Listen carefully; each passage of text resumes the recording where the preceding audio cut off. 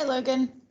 I have been looking through your class notebook work and it looks really great. I have put together this video for you so you get like really specific feedback on one question, and it's probably easier for you to just watch this video instead of waiting in the lesson to for me to have some time with you. So please just message me after watching this video if you're still not sure on what I'm talking about or the feedback that I have. So if I jump into your class notebook page that was matching table of values and graphs, just give me a sec.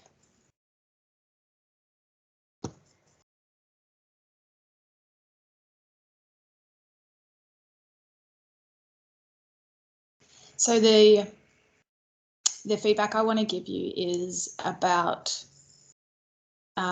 matching the equation accurately with the graph. I'm going to give you two ways to think about this. The first way will be looking at substituting in values into the equation and then seeing if it matches up correctly on the graph, and then I'll give you a quicker way. So if I scroll down, the rest of this is really great, as in it's all correct. And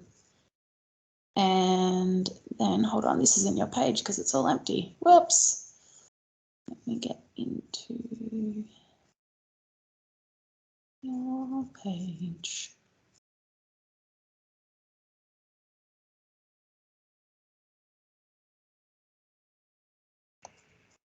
Okay.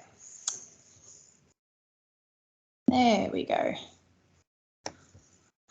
Okay, so the bits highlighted in yellow are the questions you haven't got right yet. And so I was going to write you feedback, but then I thought, hey, I'll just create a really boring video for you to watch instead. So I'm going to go look at this first equation, y equals x plus 2. So I'm going to start with, let's pretend that in this example, x is 0. So if x is 0 here, that means it's 0 plus 2, which means that y must equal 2 when x is 0. So if I go back up to the graphs, and I'm immediately going to look at where the graphs are lying over 2 when x is 0. So remember, when x is 0, it just sits in the middle of the Cartesian plane point, and then if y is 2, then if it's 0, 2, it's just going to be on the y-axis here. So it could be graph D. It could be graph A. None of these cross over at 2, y equals 2, y equals 1, y equals 4. Okay, and it could be graph E as well. So what did I say? D, E, and A. Okay. So then the next value I'm going to choose is x equals 1. So when x equals 1, the equation becomes 1 plus 2. Last time I checked, that equals 3. So when x is 1, y is 3. So if I go to D, when x is 1, y is 3. Okay, so it could be D. When x is 1 here, y is 1. So it's not E. And then here, when x is 1, y is 3. Okay, so it could be A or D. In fact, A and D are exactly the same graph. How about that? Is it? Yeah, it is. Okay, so that means that the answer can be A and D.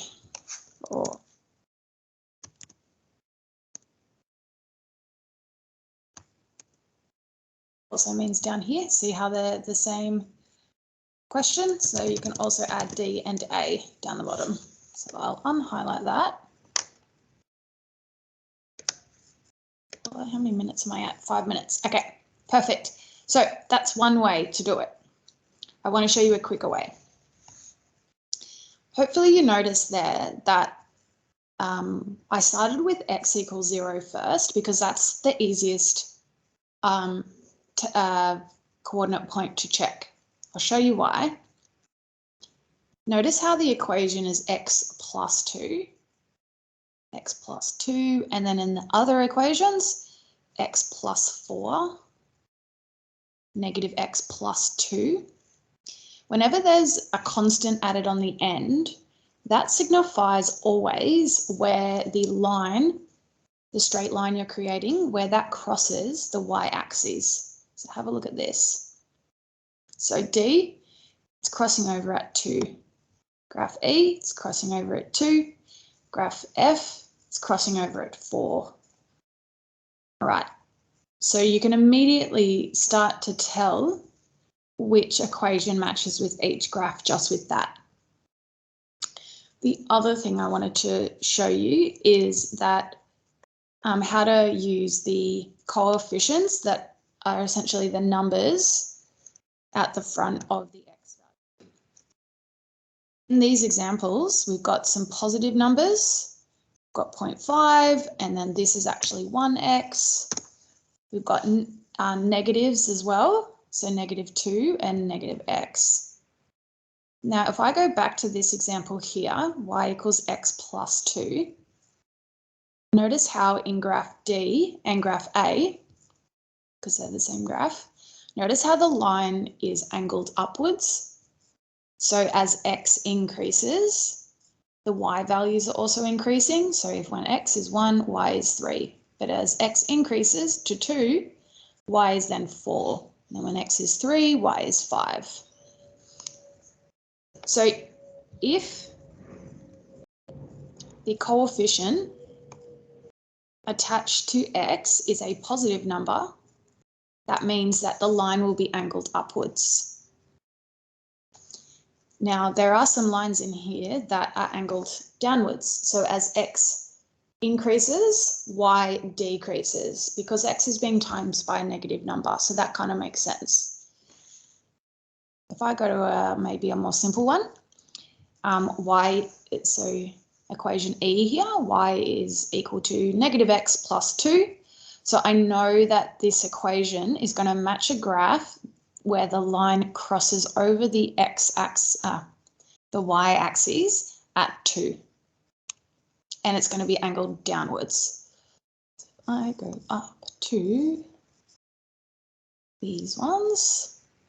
I've got one equation here, one graph here where the line is angled down and it's crossing over 2. So it could be that one. Let's see if there are any other options. Angled downwards but going through 0, 0. And yeah, okay, so it's out of B and E. But because it's crossing over the x-axis at 2, that must mean that graph E and equation E both match. But I'll let you fix that one up. All right, that's at 9 minutes now. The last thing I'll say is that if the equation doesn't have a constant at the end of the equation, it means that when x is 0, y is also 0. So it's going to cut through the origin of the Cartesian plane. So maybe that one there might be the answer there. Okay, so just jump back onto the call after watching this and tell me what a terrible video this was, and whether or not you understood it. But yeah, I'll see you soon. Let me stop recording. There we go.